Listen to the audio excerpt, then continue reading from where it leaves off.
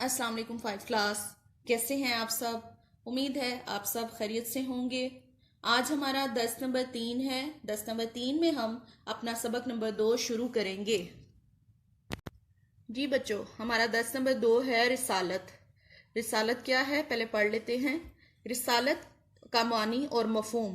رسالت کے لفظی معنی پیغام پہنچانے کے ہیں۔ ٹھیک ہے، کیا ہے؟ پیغام پہنچانا۔ رسالت کے معنی کیا ہے؟ پیغام پہنچانا۔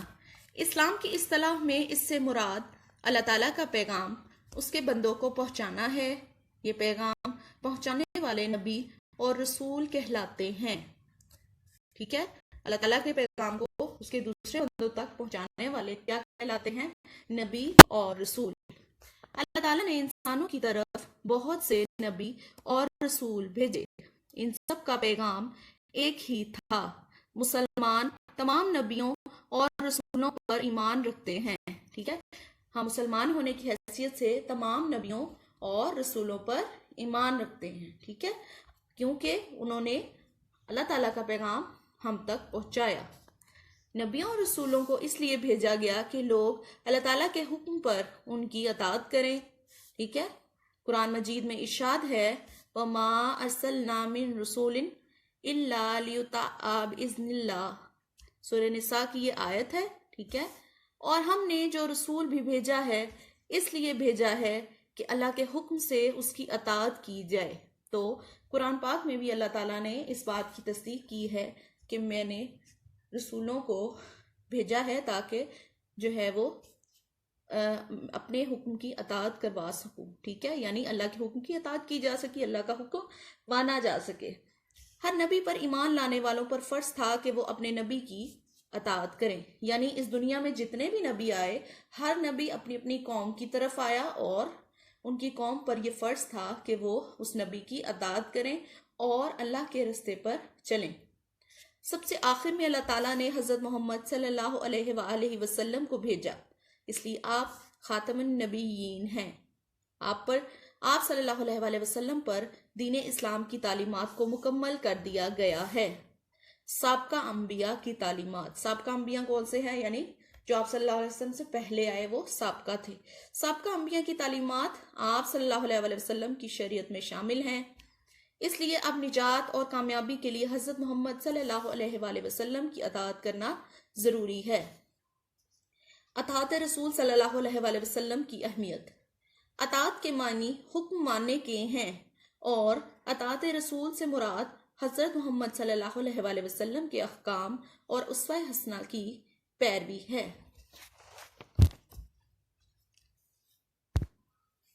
ایک مسلمان کے لیے اللہ تعالیٰ اور اس کے رسول صلی اللہ علیہ وآلہ وسلم کے احکام کی پیروی اور اطاعت یکساں طور پر ضروری ہے۔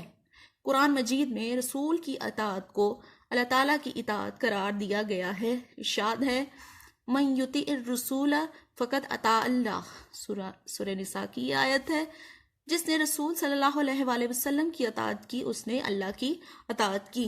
تو بچوں، ہم نے اطاعت رسول میں کیا پڑھا کہ اطاعت کا مطلب ہوتا ہے حکم ماننا، اور اطاعت رسول سے مراد ہے کہ اللہ تعالیٰ کے پیارے نبی حضرت محمد صلی اللہ علیہ وآلہ وسلم کی اطاعت کی جائے، ان کے احکامات پر عمل کیا جائے۔ ٹھیک ہے، اور اس کے ساتھ ہی اللہ تعالیٰ کی آیت کا ذکر ہے کہ جس نے رسول صلی اللہ علیہ وآلہ وسلم کی اطاعت کی اس نے اللہ کی اطاعت کی۔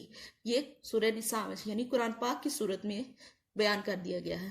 دوسری جگہ پر اللہ تعالیٰ رسول صلی اللہ علیہ وآلہ وسلم کی اطاعت کا ایک ساتھ حکم دیا گیا ہے۔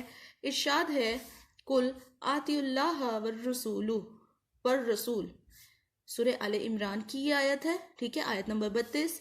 ترجمہ، کہہ دیجئے اطاعت کرو اللہ کی اور رسول صلی اللہ علیہ وآلہ وسلم کی۔ قرآن مجید کی ان آیات سے واضح ہوتا ہے کہ رسول اکرم صلی اللہ علیہ وآلہ وسلم کی اطاعت و فرما برداری کے بغیر اللہ تعالیٰ کی اطاعت و فرما برداری ممکن نہیں ہے۔ اس لیے جو شخص اللہ تعالیٰ کی خوشنودی چاہتا ہو اس کے لیے ضروری ہے کہ وہ محمد صلی اللہ علیہ وآلہ وسلم کی اطاعت کرے۔ قرآن مجید میں نبی اکرم صلی اللہ علیہ وآلہ وسلم کی اطاعت و اتباع کو اللہ تعالیٰ کی محبت کے حصول کے لیے شرط قرار دیا گیا ہے۔ تو بچوں جیسے ہم نے اوپر پڑھا کہ جس نے رسول اللہ صلی اللہ علیہ وسلم کی اطاعت کی اس نے اللہ کی اطاعت کی. پھر حکم دیا گیا کہہ دیجئے اطاعت کرو اللہ کی اور رسول صلی اللہ علیہ وسلم کی. تو یہاں یہ واضح ہو چکا کہ اللہ تعالیٰ کی اطاعت اور اللہ تعالیٰ کی محبت حاصل کرنے کے لیے جو ہے وہ کیا ہے, اس بات کی شرط ہے کہ اللہ تعالیٰ کے رسول محمد صلی اللہ علیہ وسلم کی اطاعت اور فرما برداری کی جائے. رسول اکرم صلی اللہ علیہ وسلم کی اطاعت کے بغیر مسلمان ہونے کا تصور بھی نہیں کیا جا سکتا. جو شخص آپ صلی اللہ علیہ وسلم پر ایمان لانے کا دعویٰ کرتا ہو لیکن آپ صلی اللہ علیہ وسلم کی اطاعت کا منکر ہو, یعنی اطاعت نہ کرتا ہو, اس کے جھوٹا ہونے میں کوئی شک نہیں, کیونکہ ایمان کی گواہی عمل سے ملتی ہے.